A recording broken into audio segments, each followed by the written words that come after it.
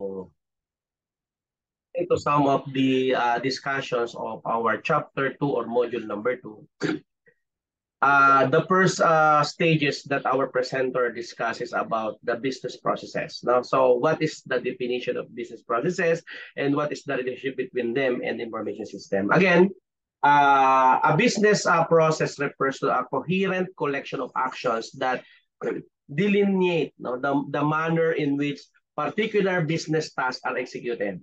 It serves as a distinctive framework through which an organization harmonizes work, information, and knowledge. It is imperative for managers to allocate their focus towards business processes since these processes play a crucial role in determining the organization's ability to effectively carry out its business or operations. Furthermore, business processes have the potential to serve as a strategic advantage for the organizations. So company processes vary across different company functions with each functions having its own distinct processes. However, it is worth noting that numerous business processes exhibit cross-functional characteristics. So information systems play a pivotal role in the automation of various aspects of business process, hence facilitating businesses in their efforts to restructure and enhance the efficiency of these operations. So,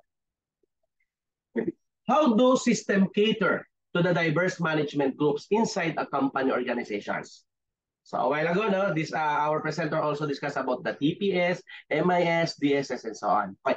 Operational management systems encompass transaction processing systems, which include payroll or order processing system. These TPS are responsible for monitoring and recording the progression of normal daily transactions that are essential for conducting business operation.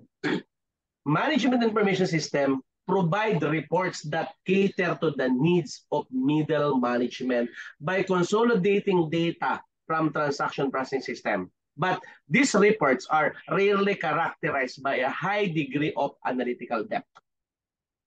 Decision support system facilitate managerial decision-making processes that are characterized by their distinctiveness and dynamic nature by employing sophisticated analytical models.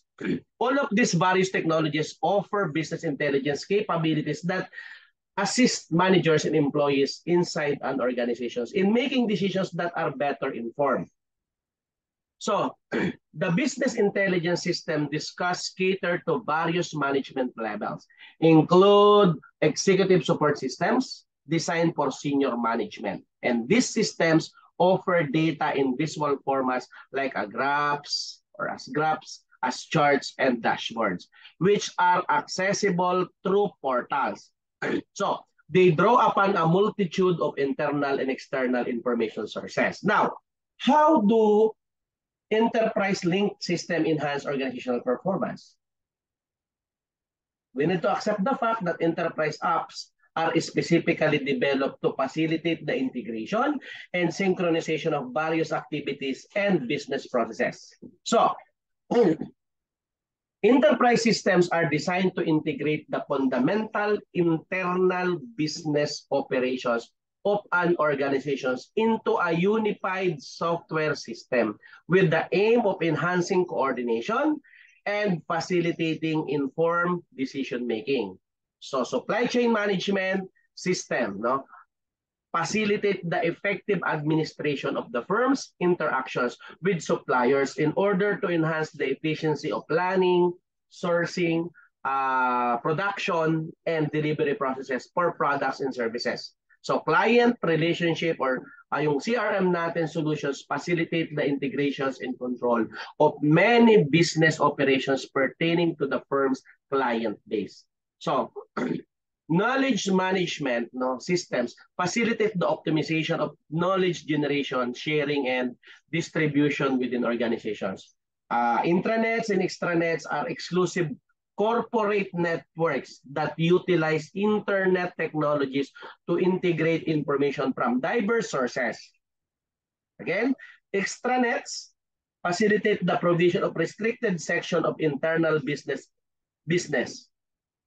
intranet to external parties. Okay, now, what will be the significance of collaboration in teamwork systems and the technology employed by them for inquiry? I do believe collaboration is very important and very useful because collaboration refers to the process of engaging with individuals or groups in order to collectively pursue mutually agreed upon objectives that are clearly defined and articulated. So the significance of collaboration in teamwork in the corporate realm has witnessed a notable rise due to the forces of globalization, the dispersal of decision-making authority, and the expansion of job roles that prioritize interpersonal engagement as the primary means of generating value. It is widely acknowledged that collaboration has the potential to significantly boost creativity, productivity, quality, and customer service.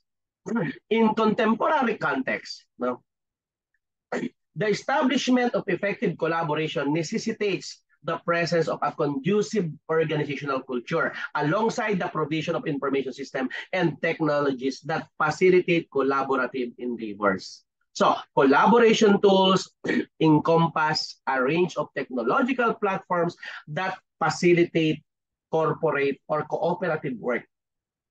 Corporate or organizations cooperative work.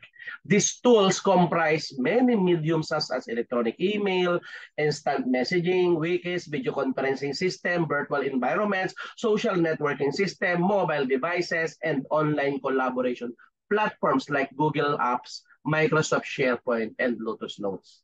Now, what is the functions of information system department inside of commercial organizations? Now, a while ago, our presenter showcased different positions in an organization. Now, the Information System Department, sometimes called MIS Department, ITSD Department, IT Department, Computer Department, and so on, is the designated formal organizational entity accountable for provision or for the provisions of information technology services. Yes.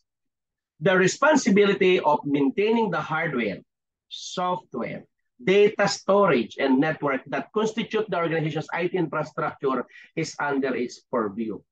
No? So the department is comprised of many professionals, including programmers, system analysts, project directors, information system managers, and is common overseen by chief information officers. In some other company, it is they have hired, of course, hiring also a network administrator, system administrator, MIS head. It depends upon to you the organizational chart of every firm or corporation. So I think that's it for chapter 2.